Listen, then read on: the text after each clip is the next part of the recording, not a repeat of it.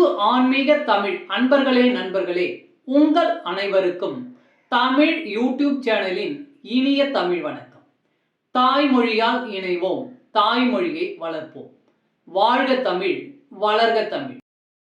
நமது சேனல் ஆன்மீக பதிவில் மாணிக்க வாசகர் அருளிய திருவாசகம் என்னும் நூலில் உள்ள அனைத்து பாடல்களையும் தெளிவான மற்றும் இயல்பான விளக்கமுடன் மூலமும் உரையுமாக மாணிக்க வாசகரின் திருவாசகம் என்ற தலைப்பில் அளித்து வருகிறோம்.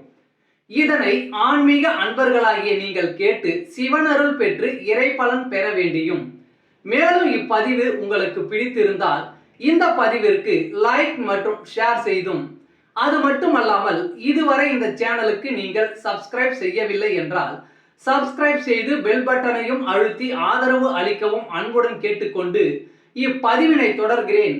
வாருங்கள், ஆன்மீக பதிவில் மாணிக்க வாசகர் அருளிய திருவாசகம் அறிவோம், அறிந்து தெளிவோம், தெளிந்து சிவன் அருள் பெறுவோம். ஓம் நம சிவாய. திருவாசகம் என்பது சைவ சமய கடவுளான சிவபெருமான் மீது பாடப்பட்ட பாடல்களின் தொகுப்பு ஆகும். இதனை இயற்றியவர் மாணிக்க வாசகர். பன்னிரு சைவ சமய திருமுறைகளில் திருவாசகம் 8ஆம் திருமுறையாக உள்ளது. திருவாசகத்துக்கு உருகாதார் ஒரு வாசகத்துக்கும் உருகார் என்பது மூதுரை.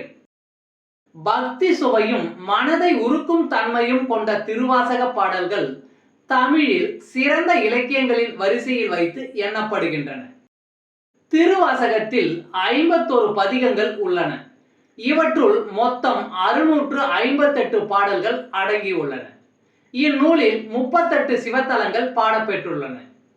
சிவபுராணம், கீர்த்தி திருவகவல், திருவண்ட பகுதி, போற்றி திருவகவல் என்னும் 4 பெரும் பகுதிகள் இதில் உள்ளன.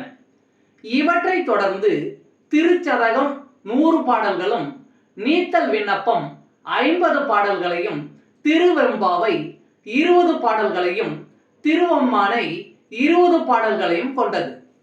திருப்பொற்சொன்னம் முதல் திரு உந்தியார் வரையுள்ள 6 பகுதிகள் 20 பாடல்களை கொண்டுள்ளன. மற்றவை 10 பாடல்களை கொண்ட பதிகங்களாக உள்ளன. நம சிவாய என்னும் 5 எழுத்தில் திருவாசகம் தொடங்குகிறது. முதல் பதிகத்தில் 6 இடங்களில் வாழ்க என முடியும். 2வது பதிகத்தில் 5 இடங்களில் வெல்க என முடியும். 3வது பதிகத்தில் 8 இடங்களில் போற்றி என முடியும். இவ்வாறு 6, 5, 8 என அமைந்திருப்பது திருவாசகத்தின் 658 பாடல்களை குறிக்கிறது. 32வது வரியில் மெய்யே உன் பொன்னடிகள் கண்டின்று வீடுற்றேன் என பாடியிருப்பார். இது மாணிக்க வாசகர் 32வது வயதில் முக்தி அடைந்ததை சூட்சுமமாக குறிக்கும். திருவாசகத்தின் 18வது வரியான அவன் அருளாலே அவன்தாள் வணங்கி என்பது படிப்பவர் அனைவரையும் உருக்குவதாக இருக்கும். மாணிக்க வாசகரின் இந்நூலினை பல சமயத்தவரும் புகழ்ந்துள்ளனர். திருவாசகம் மாணிக்க வாசகர் சொல்ல அழகிய சிற்றம்பலமுடையான் எழுதியது என கையொப்பம் இடப்பட்டதாக கூறப்படுகிறது. தமிழில் திருவாசகத்துக்கு உருகாதார் ஒரு வாசகத்துக்கும் உருகார் என்னும் பழமொழியும் உள்ளது. மனிதன் தெய்வத்திடம் கூறியது திருவாசகம், தெய்வம் மனிதனுக்கு கூறியது கீதை, மனிதன் மனிதர்களுக்கு கூறியது திருக்குறள் என்ற ஒரு மூதுரையும் தமிழில் உள்ளது. 12 திருமுறைகளில் 10ஆம் திருமுறையான திருமந்திரம் சிறப்புடையது. ஆனால் அதைவிட சிறப்புடையதும் சிகரமுமானது திருவாசகமே. இந்நூல் மனிதனின் உள்ளத்தில் புகுந்துள்ள சிற்றியல்புகள், அவற்றை களையும் முறைகள், இறையாகிய பரம்பொருளை நாடுகிறவர்கள் பெற வேண்டிய பேரியல்புகள், அவற்றை வளர்க்கும் முறைகள், அருள் வேட்கை கொள்ளல், அருளை பெறல், அதில் ஆழ்ந்து தோய்தல், இறைவனை காணல், அவனோடு தொடர்பு கொள்ளல், அவனிடமிருந்து பெற வேண்டியதை பெறுதல், பக்தியை பெருக்குதல், அது இறைபக்தியாக வடிவெடுத்தல், இறையுடன் இரண்டர கலத்தல் ஆகியவற்றை முறையாக கூறுகிறது. இவ்வளவு சிறப்புகள் நிறைந்த திருவாசக பாடலை நாமும் அறிவோம். சிவபுராணம் பாடல் வரிகள் 48 முதல் 55 வரையிலான மூலமும் உரையும். நமசிவாய. திருச்சிற்றம்பலம். பிறந்த பிறப்பருக்கும் எங்கள் பெருமான் நிறங்களோர் ஐந்துடையாய் விண்ணோர்கள் ஏத்த.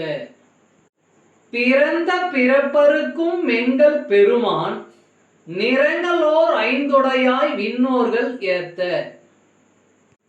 இதில் நிறம் என்பது இயல்பு தன்மை என்ற பொருளை குறிக்கும். பிறவி துன்பத்தை ஒழிக்கின்ற எங்கள் தலைவனே, தேவர்கள் உன்னை போற்றும் வண்ணம் 5 தன்மாத்திரைகளை உடையவனாய் இருக்கிறாய். புராணத்தில் கூறப்படும் தேவர்கள் என்பதை விட பஞ்சேந்திரியங்களையும் பஞ்சபூதங்களையும் தேவர்கள் என்று கொள்வது பொருத்தம். சுவை, ஒளி, ஊறு, ஓசை, நாற்றம் இவை 5 தன்மாத்திரைகளாகும். அப்பு, அக்கினி, வாயு, ஆகாசம், பிருத்திவி இவை பஞ்சபூதங்களாகும். மறைந்திருந்தாய் எம்பெருமான் வல்வினையேன் தன்னை மறைந்திட மூடிய மாய இருளை. மறைந்திருந்தாய் எம்பெருமான் வல்வினையேன் தன்னை மறைந்திட மூடிய மாய இருளை. இதில் மாய இருள் என்பது மாயையாகிய அஞ்ஞான இருள் என்று பொருள்படும்.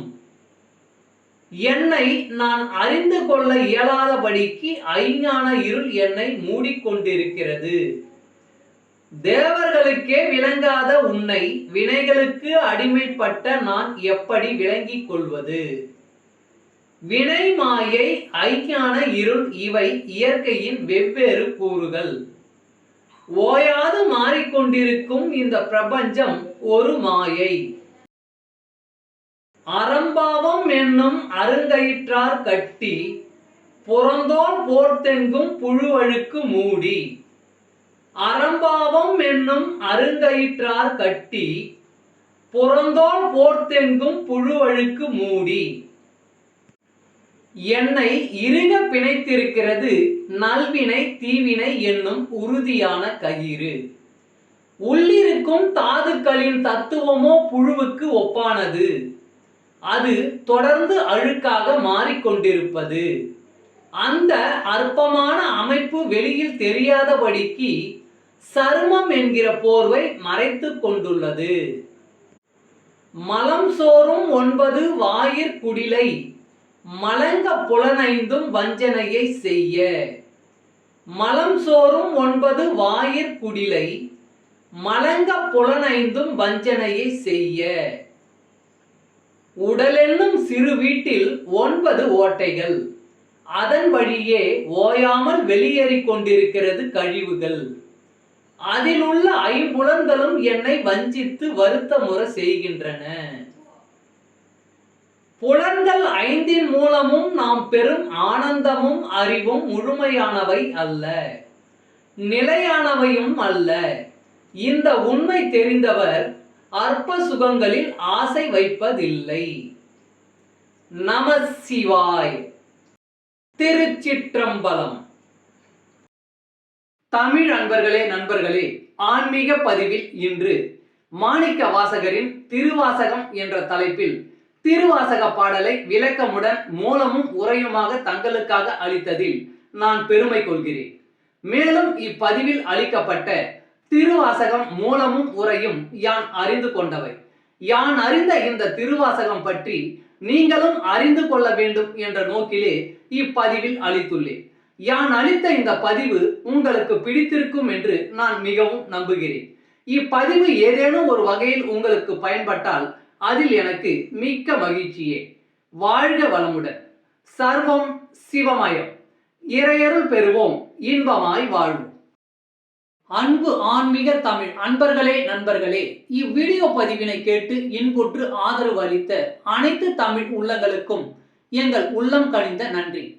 மேலும் இப்பதிவு உங்களுக்கு பிடித்திருந்தால் லைக் மற்றும் ஷேர் செய்தும், இதுவரை இந்த சேனலுக்கு நீங்கள் சப்ஸ்கிரைப் செய்யவில்லை என்றால் சப்ஸ்கிரைப் செய்து பெல் பட்டனையும் அழுத்தி ஆதரவு அளிக்கவும் அன்புடன் கேட்டுக்கொள்கிறோம். மிக்க நன்றி. அடுத்த பதிவில் உங்களை விரைவில் சந்திக்கும் வரை உங்களிடமிருந்து விடை பெறுவது தமிழ் யூடியூப் சேனல்.